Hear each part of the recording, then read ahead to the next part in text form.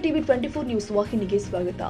ಧಾರವಾಡ ಜಿಲ್ಲಾ ಅಣೆಗೇರಿ ತಾಲೂಕು ಕಳಸಾ ಬಂಡಾರ ಹೋರಾಟ ಸಮಿತಿ ಹಾಗೂ ರೈತ ಸಂಘಟನೆಯ ವತಿಯಿಂದ 2/9/2025 ಪ್ರಾರಂಭವಾದ ಹೋರಾಟ ಇವತ್ತಿಗೆ 5 ದಿನವಾದರೂ ಕೂಡ ಇದಕ್ಕೆ ಸಂಬಂಧಪಟ್ಟ ಅಧಿಕಾರಿಗಳು ನ್ಯಾಯವನ್ನ ಕೊಡಿಸುವಲ್ಲಿ ವಿಫಲರಾಗಿದ್ದಾರೆ. ಅಧಿಕಾರಿಗಳು ಬಂದು ಬರೀ ಹಾರಿಕೆ ಉತ್ತರವನ್ನ ಕೊಡ್ತಾ ಇದ್ದು ರೈತರಿಗೆ ಹಣ ಜಮಾ ಆಗೋ ತನಕ ನಾವು ಇಲ್ಲಿಂದ ಎಲ್ಲಿಗೂ ಹೋಗೋದಿಲ್ಲ ಅಂತ ರೈತರು ಶಪಥ ಮಾಡಿ ಕುಳಿತಿದ್ದಾರೆ. ಪ್ರಕೃತಿ ವಿಕೋಪದಿಂದಾಗಿ ಸುರಿದ ಮಳೆಯಿಂದಾಗಿ ಹೆಸರು, ಬೇಟಿ, ಹತ್ತಿ, ಶೇಂಗಾ ಅನೇಕ ಬೆಳೆಗಳು ತತ್ತರಿಸಿ ಹೋಗಿದ್ದು ಸರ್ಕಾರ, ತಾಲೂಕು ಆಡಳಿತ, ಜನಪ್ರತಿನಿಧಿಗಳು 5 ದಿನ ನಿರಂತರ ಧರಣಿ ನಡೆಯುತ್ತಾ ಇದ್ರು ಕೂಡ ಹಾಸನ ಅಧಿಕಾರಿಗಳು ಇವತ್ತು ಸ್ಥಳಕ್ಕೆ ತಾಲೂಕು ದಂಡ ಅಧಿಕಾರಿಗಳು ಆದ ಮಂಜುನಾಥ ದಾಸಪ್ಪನವರು ಭೇಟಿ ಕೊಟ್ಟು 1 ವಾರದಲ್ಲಿ ಹಣವನ್ನ ನಿಮ್ಮ ಅಕೌಂಟ್ಗೆ ಜಮೆ ಆಗುತ್ತೆ ಅಂತ ಭರವಸೆ ಕೊಟ್ಟಿದ್ರು.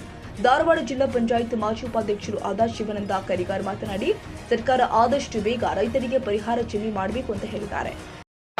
ನಾವು ರೈತರೇ ಮತ್ತು ರೈತ ಮುಖಂಡರು ಮತ್ತು ರೈತ ಹೋರಾಟಗಾರರು ರಾಜ್ಯ ಮತ್ತು ಕೇಂದ್ರ ಸರ್ಕಾರಕ್ಕೆ ವಿನಂತಿ ಮಾಡ್ಕೊಳ್ಳೋದೇನಂದ್ರೆ ಈಗಿದ್ದಂಥ ನಿಯಮಗಳನ್ನು ಬದಲಾವಣೆ ಮಾಡಬೇಕು. ಆ ನಿಯಮಗಳ ಪ್ರಕಾರ ಬೆಳೆ ವಿಮೆ ಆಗಲಿ ಪರಿಹಾರ ಆಗಲಿ ದೊರಕುವುದಿಲ್ಲ. ಉದಾಹರಣೆಗೆ NDRF SDF ಮಾರ್ಗಸೂಚಿ ಪ್ರಕಾರ ಒಣ ಬೇಸಾಯಿ ಬೆಳೆ ಹಾನಿಗೆ 18,500 ರೂಪಾಯಿ ಪ್ರತಿ ಹೆಕ್ಟೇರ್ ಕೊಡಬೇಕು. ನೀರಾವರಿ ಬೆಳೆ ಹಾನಿಗೆ 25,000 ರೂಪಾಯಿ ಕೊಡಬೇಕು. ತೋಟಗಾರಿಕೆ ಬೆಳೆ ಹಾನಿಗೆ 34,000 ರೂಪಾಯಿ ಕೊಡಬೇಕು. ಉದಾಹರಣೆಗೆ ತೋಡ್ರಿ, ಇಲ್ಲೇ ನಮ್ಮದು ಬಾಜು ಗದಗ ಜಿಲ್ಲಾದಾಗ ಹೋಗ್ರಿ. ಗದಗ ಜಿಲ್ಲಾದ ತಾಲೂಕುಗಳು ರೋಣ ಇರ್ಬೋದು, ನರಗುಂದ ಇರ್ಬೋದು, ಮುಂಡ್ರಿಗಿ ಇರ್ಬೋದು. ಅಲ್ಲಿ ಹೋದ ವರ್ಷದಿಂದ ಈಗ 2 ವರ್ಷದಿಂದ ಬೆಳೆ ಹಾನಿ ಮತ್ತು ಬೆಳೆ ವಿಮೆ ಹಣ ಅತಿ ಹೆಚ್ಚು ಹಣ ಬರಕತ್ತೈತಿ. ನಮ್ಗೀಗ ಆಗಲೇ ಗುರುಕಾರ್ ಅವ್ರು ಹೇಳಿದಂತೆ 1 ಹೆಕ್ಟೇರಿಗೆ 6,000 ರೂಪಾಯಿ, 2 ಹೆಕ್ಟೇರಿ 2.5 ಹೆಕ್ಟೇರ್ ಕೊಡ್ತಾರೆ 13,000 ಅಥವಾ 15,000 ರೂಪಾಯಿ ಬರ್ಬೋದು ಅಂತ ಹೇಳಿ. ಅದು ಇದೇ ಹಣ, ಇದೇ ಪರಿಹಾರವನ್ನ ಹೋದ ವರ್ಷ 2024-25 ಸಾಲಿನ ಮುಂಗಾರಿ ಬೆಳೆ ಹಾನಿ ಆದಾಗ ಕೆಲವು ರೈತರಿಗೆ ಬೆಳೆ ಹಾನಿ ಪರಿಹಾರವನ್ನು ನೀಡ್ತು. ಇನ್ನೂ 50% ರೈತರಿಗೆ ಇನ್ನೂ ಬೆಳೆ ಹಾನಿ ಪರಿಹಾರವನ್ನ ರಾಜ್ಯ ಮತ್ತು ಕೇಂದ್ರ ಸರ್ಕಾರಗಳು ನೀಡಿಲ್ಲ. ಆಮೇಲೆ ರೈತರಿಗೆ ಏನಾಗಿದೆ, ಬೆಳೆ ಬಂತು, ಮಾಲ್ ಮಾರಾಟ ಮಾಡಿ ರೊಕ್ಕ ಬಂತು, ಎಲ್ಲಿ ಬಿಡ್ಲಿ ಅಂತೀರಿ. ಆದ್ರೆ ದಯಮಾಡಿ ರೈತ ಬಾಂಧವರು ಈ ಹೋರಾಟವನ್ನು ಮಾಡುವಂಥವ್ರಿಗೆ ಬೆಂಬಲವನ್ನು ಸೂಚಿಸಬೇಕು. ಮನೆಯೊಳಗಿನ ಕೆಲಸ ಇದ್ದಿರ್ತಾವ, ಮುಂದಿನ ಹೊಲಕ್ಕೆ ಹೋಗೋದು ಬರೋದು ಮಾಡೋದು ಇರ್ತೈತಿ. ನೀವು ಹೋರಾಟಗಾರರಿಗೆ ನೀವು ಬೆಂಬಲ ಕೊಟ್ಟಾಗ ಮಾತ್ರ ನಮ್ಗೆ ಹೋರಾಟ ಮಾಡಲಿಕ್ಕೆ ಒಂದು ಶಕ್ತಿ ಬರ್ತೈತಿ.